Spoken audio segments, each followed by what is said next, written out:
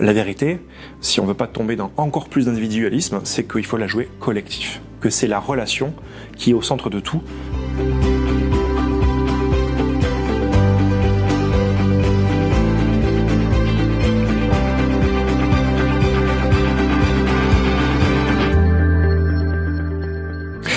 Je m'appelle Jean Maty, je suis directeur d'une agence d'ingénierie philosophique, une agence un peu spéciale.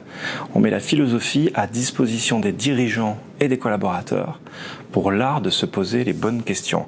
Nous sommes 10, nous avons 10 ans, facile à retenir. Nous sommes implantés à Lyon et nous intervenons principalement dans la France, l'Italie et le Portugal. Dans ces dernières années, moi, ce que j'observe, c'est qu'en matière de conduite du changement, le changement est plus du tout vu comme un événement duquel il faudrait s'adapter, en fait. Ce que je perçois très nettement, c'est que le changement, c'est l'autre nom pour décrire la réalité elle-même. Tout est changement permanent. Héraclite, puisque je suis philosophe, je suis obligé de citer un philosophe, Héraclite disait qu'on se baigne jamais deux fois dans le même fleuve. Et ça, les dirigeants en ont pleinement pris la conscience. Dans les années 90, on parlait d'un monde VUCA, volatile, incertain, complexe et ambigu. Et en fait, tout se passe comme si la prise de conscience franco-française était maintenant. Alors devant ça, l'enjeu c'est quoi? C'est de prendre de bonnes décisions et des décisions pérennes dans ce monde qui est volatile, incertain, ambigu, complexe. La principale difficulté pour nous les dirigeants et pour mes clients, c'est de ne plus concevoir le changement comme quelque chose, j'allais dire, d'instrumental ou de mécanique.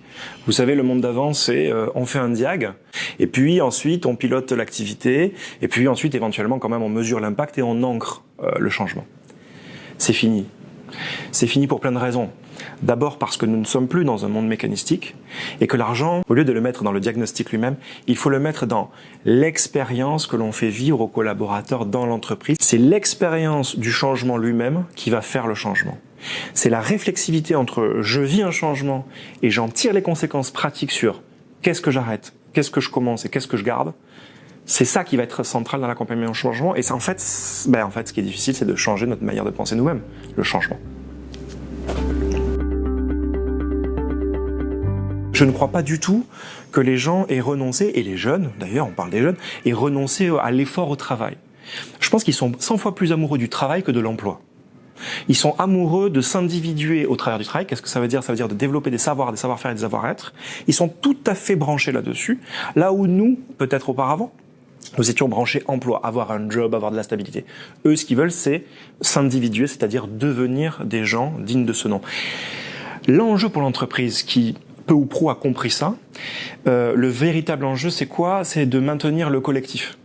C'est-à-dire que ce sens-là, qui est réclamé par l'individu, eh bien, on pourrait, si vous voulez, burn-outer malheureusement les individus si on leur presse de les faire réfléchir à c'est quoi le sens pour vous de tout. On est allé loin parce qu'on est allé dans des schémas où l'entreprise devient la nouvelle religion. On parle de raison d'être de l'entreprise.